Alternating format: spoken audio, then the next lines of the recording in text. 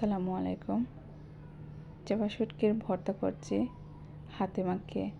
প্রথমে আমি রসুন দিয়ে দিলাম, অল্প করে একটু রসুন, তারপরে অল্প করে একটু পেঁয়াজ, লবণ, তারপরে দিয়ে দিয়েছি শুকনো মরিচ, ভাজা শুকনো মরিচ, তারপরে একটু বিলেতি ধনিয়া পাতা।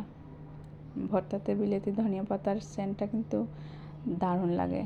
তারপরে দিয়ে দিয়েছি সরিষার তেল দিয়ে আমি ভালোভাবে হাত দিয়ে পেঁয়াজটা আর তেলটা মেখে নিব। তো এই ভর্তাটা দেখতে চেয়েছে আমার এক বন্ধু। ও বলছিল যে একটু হাতে মাখিয়ে শুটকি ভর্তা করে যেন আমি একটা ভিডিও করে দেই। তো আজকে আমার এই সেই স্পেশাল বন্ধুর জন্য এই ভর্তাটা বানানো। তো দেখেন আমি কিন্তু শুটকিটা হালকা একটু তেলে প্রথমে মুচমুচে করে ভেজে নিয়েছি, আর কাঁটাটা বড় বড় কাঁটাটা আমি উঠিয়ে নিয়েছি। উঠিয়ে মুচমুচে করে শুটকিটা আমি ভেজে নিয়েছিলাম। তারপরে শুটকি আর পেঁয়াজ একসাথে করে আমি ভালোভাবে আবার মেখে নিব। শুটকিটা কিন্তু দারুণ লাগে খেতে।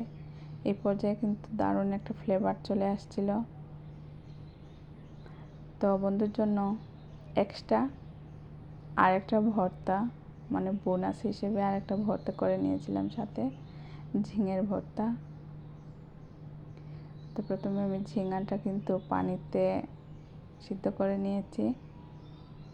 সিদ্ধ করে আমি দিয়ে দিয়েছি পেঁয়াজ, তারপরে শুকনো মরিচ। আর সিদ্ধ করার সময় আমি লবণ দিয়েছিলাম, তাই এখানে অল্প করে একটু লবণ দিয়ে দিয়েছি। তারপরে দিয়ে দিয়েছি সরিষার তেল, দিয়ে আমি আবারও ভালোভাবে ঝিঙেটাকে মেখে নিব। ঝিঙাটা একটু বড় ছিল, তাই প্রচুর বীজ বের হয়েছে। তো দেখেন আমার কিন্তু এই ভর্তাটাও রেডি হয়ে গেল। আর সেই স্পেশাল বন্ধুর জন্য ভর্তাটাও করে নিয়েছি। খেতে কিন্তু দারুণ হয়েছিল।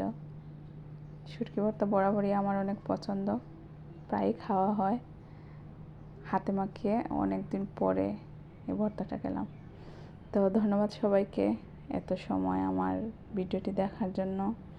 আমার সাথে থাকবেন, পাশে থাকবেন, ভালোবাসা দিয়ে যাবেন। ধন্যবাদ সবাইকে। আসসালামু আলাইকুম।